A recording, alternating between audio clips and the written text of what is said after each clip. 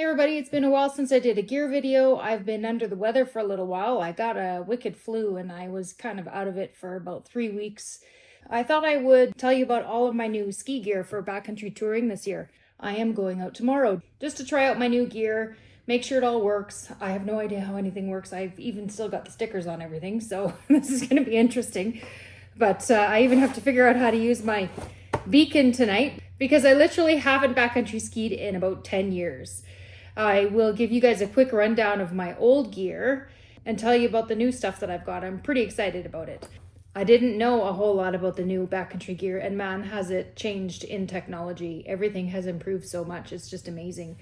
I had to do a lot of research and I had to rely on some really amazing friends out there. So you know who you are. If you guys gave me advice on this gear, thank you very much. Here are my old Scarpa boots. These were the Scarpa Magics. This is pretty much all they had when I started backcountry skiing for women. Here's my old Carhu jocks. They were the latest, greatest thing back in the day, like, I don't know, 20 years ago when I bought them. I don't even know how long ago I bought them before I had kids. And there is the measurements on them, 119 by 90 by 115, not too bad for their day. There's my husband's, he's still rocking them. He's got different bindings than I've got. He's got the diameres. He liked them beefy. Here's my old Compradale poles. I'm still rocking them. I'm still gonna use them tomorrow. There they are. They've got plastic handles and they've lasted for these like 25 years since I bought them. Here's my husband's old Scarpa Titans. These things are just like downhill ski boots pretty much. Here's my old Ortovox M2 beacon. It is actually digital and analog. It says it there. Maybe it'll still work. We need to try it with the new beacon. There's the Ortovox M2.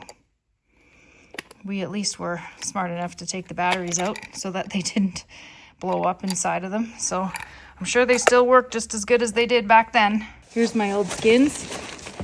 They were Ascension by Black Diamond. There's the clips they had for the back.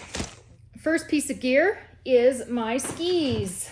These are these Majesty Supernova carbons, and they have the ATK, I think they're called Sea Rider bindings on them. These are supposed to be really good with not getting any ice and snow underneath them.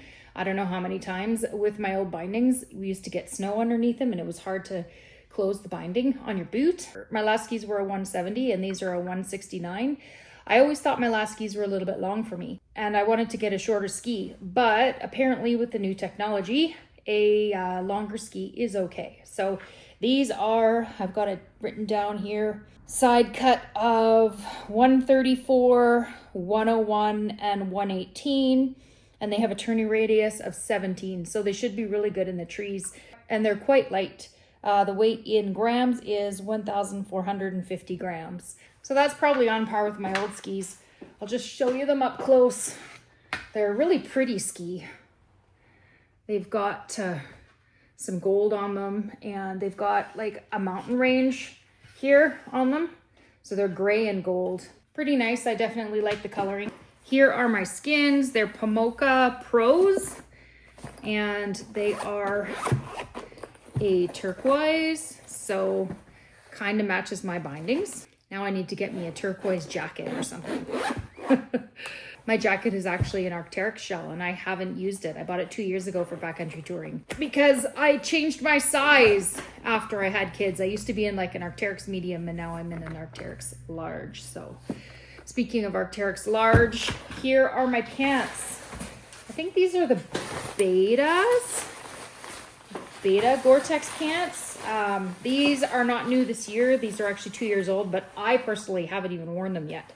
They've been in my pack a couple times, but I have had no need to actually put them on. So these should be good.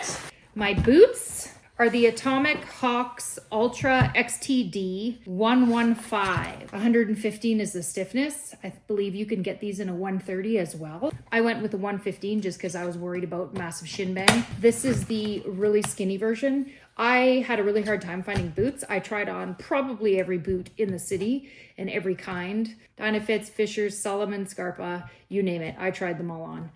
And nothing would hold my heel down because my foot is super skinny. And these are the only things that worked. I'm a little bit worried because I think that I probably should have got a 25 and a half. I am Gonna try these out tomorrow. We're gonna do something relatively easy just to see if the boots fit me properly. If they don't, hopefully they don't have to move my bindings if I get a bigger shell. But my toes are kind of on the end of these things. I know that when liners pack out, everything gets a little bit roomier, but I did do a heat mold on these and my toes are still touching the end, and I'm just hoping it's not going to get too sore and my toes are going to be screaming tomorrow. We will see. These are kind of a mid-range boot. They are not the ultralight boots like the F1s or the Backlands from Atomic. Those ones I have heard perform really well on the uphill when you're doing long touring distances, but not so well on the downhill. So I wanted something kind of in the middle. So these ones, the Ultras, are like the middle range. And then of course you can get the Primes and there's one other one, I can't remember what it's called, which are stiffer and more like a downhill boot, but I still want to be a little bit comfortable. I don't want to be in pain all day, so I went for these ones. This is my new beacon and I have to learn how to use this today. I haven't even taken it out of the box. And it is a T3 tracker by BCA. And it is so much smaller than my old beacon. It's just unreal. The technology is so different now. But this is it. They give you a harness system to put on your body. This is the beacon. My friend just recommended that I get this one. She said it's really easy to use, so I did. I don't even know what kind of battery it takes. I'm gonna have to put batteries in it tonight. So that is one of the first things we're gonna do when we get out there is we're gonna do a couple of practice beacon searches because it has been such a long time. We're not actually going into avalanche territory tomorrow. We're just going up what a lot of people will even take their cross-country skis on. We just want to get a feel for our gear and for me to learn how to use my beacon. Here are my new backcountry pants. My Gore-Tex pants will probably never come out of my pack unless it's really cold at the top and I need a serious windshield or there's a storm or something. These are the Outdoor Research Trailbreaker Tour pants. I still haven't taken off the tags. I got these at like 40% off, which is fantastic. They have really nice cuffs on them. They're really wide to fit over the boots. And these are actually supposed to be waterproof right up into the knee. Otherwise, they're just a soft shell, 4-way stretch and breathable, kind of like the old Schuler fabric. Most of you are probably going to be too young to know what Schuler is, but that's what we wore in the backcountry was Schuler. When Schuler fabric first came out, it was the best thing since sliced bread. And we all went and bought Schuler stuff. So I think this is pretty much the same kind of fabric. I think just everybody has gotten on board now and is making the same kind of thing. So these are OR. The nice thing about these is they do have big pockets for women. A lot of the women's pants don't have big pockets. I think there's also a beacon pocket in here somewhere.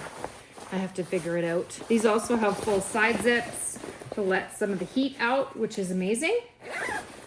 So we will try these. I used to wear Arc'teryx pants, but I bought some Arc'teryx pants and they were too small. I need to ski more, lose a little weight so they'll fit me. You guys have seen this before. This is my new backcountry pack.